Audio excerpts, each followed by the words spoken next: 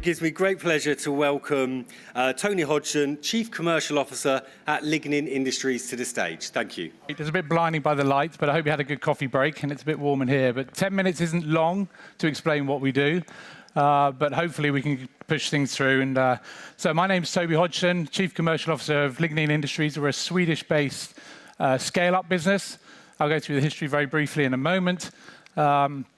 And we're basically converting lignin as a product, and some in this room will know what lignin is, some of you won't, so I'll basically base this around those who don't know what lignin is. And we're turning into a thermoplastics to look at reducing CO2 levels within the plastics industry throughout. So it's not just polyethylene, we're targeting polypropylenes and ABS. So let's jump straight into it. I've also got a clock here in front of me, so it's telling me what time we're on. So how do we work? Lignin Industries. We are buying in what is basically a typically discarded byproduct from the forest industry, which is lignin.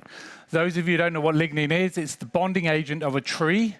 It's the stuff that people will take in the paper mills. They will use it for burning energy or discard it. There are now refineries that are refining lignin into a powder form.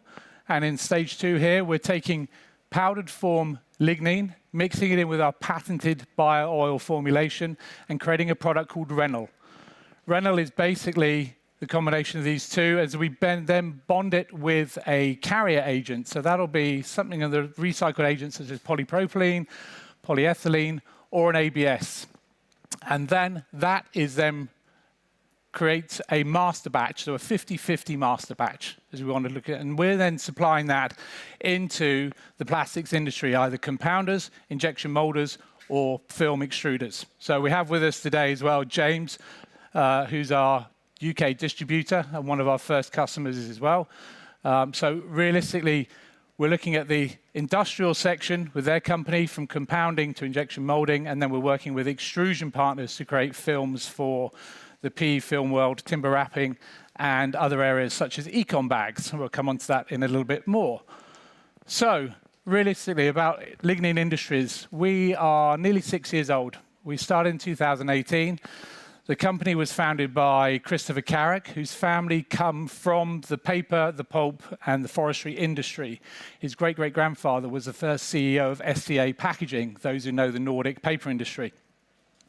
He's came from and created his PhD from KTH University within Stockholm, and he's been working with lignin for the past 5-6 years, really developing it to understand how you can create the property strengths, combining it with other plastics to make sure that you can replace fossil fuels within the industry. So we spent a long time, developing, obviously financial backing, making sure that we are really focusing on specific areas of the market, and also ensuring that the lignins that we use are compatible with the marketplace that we're aiming for.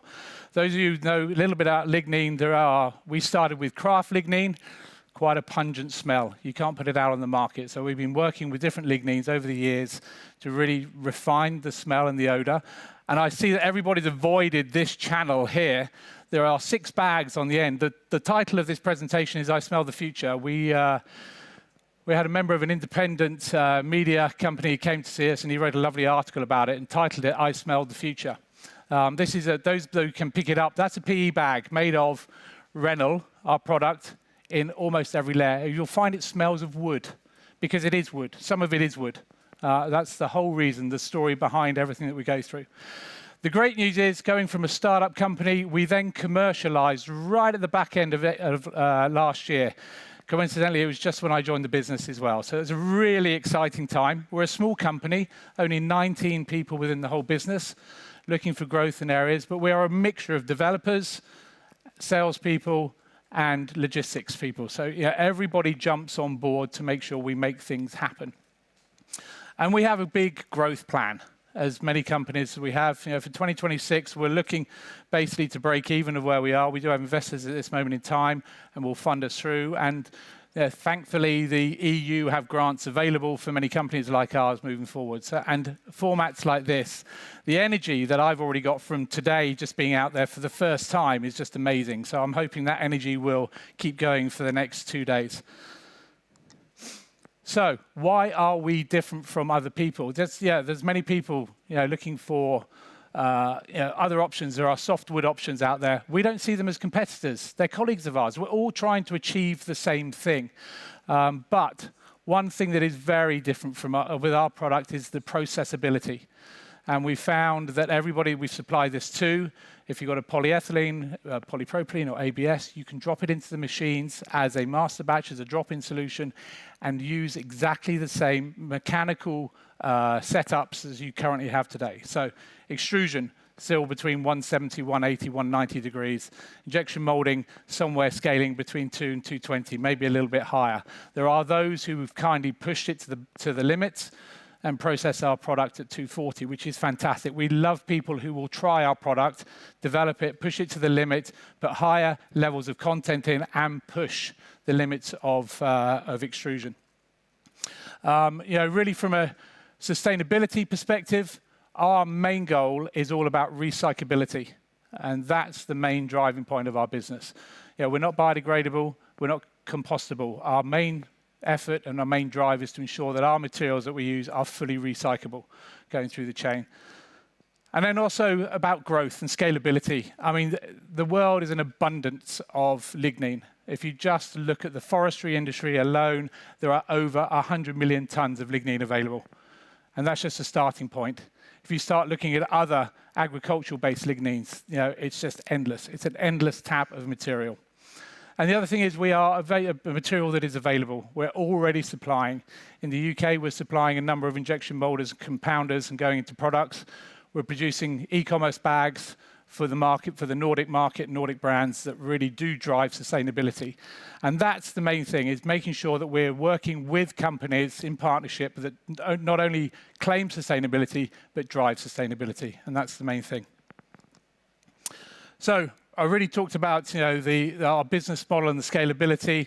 Well, it's quite simple in the fact that we really make sure that lignin, that's available, we can scale with that. Our production, we've got a business model at the moment where we have a development site that has about 500 tons of capacity this year. Next year, we'll be scaling up to about 2,000 tons, which is great. Thereafter, we're going to remain asset light. And we're going to go with partnerships to ensure that we can scale our business rapidly. And we're going through that process at this moment in time to ensure that we have qualified partners working forward.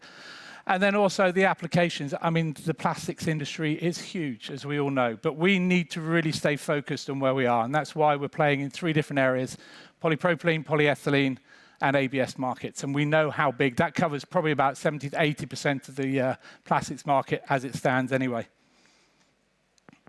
Let's get it to move on. There we are. So, why lignin? Well, it's carbon negative. That's the biggest driving point of our business. If you just take pure lignin, it has a certified carbon footprint of minus 2.33. So that's a great starting point when you start. There's a number of other products out in the market that claim even bigger numbers.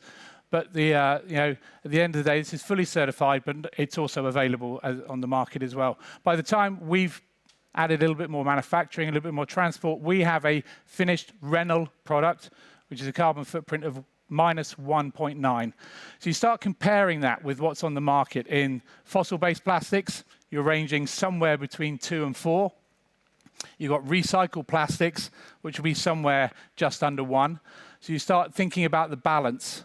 And if you take our product at about a 27, 28% ratio and then blend it in with recycled, you land up with a net zero product. So that's our story into a lot of brands. It's all about net zero, carbon footprint reduction. We have polypropylene bags out on the market, which I'll come on to in a second, which is all about net zero. That's the opening point. But we do find brands don't want that, which is quite amazing. They just want maybe just a high reduction level. So 20%, 30%, 40%.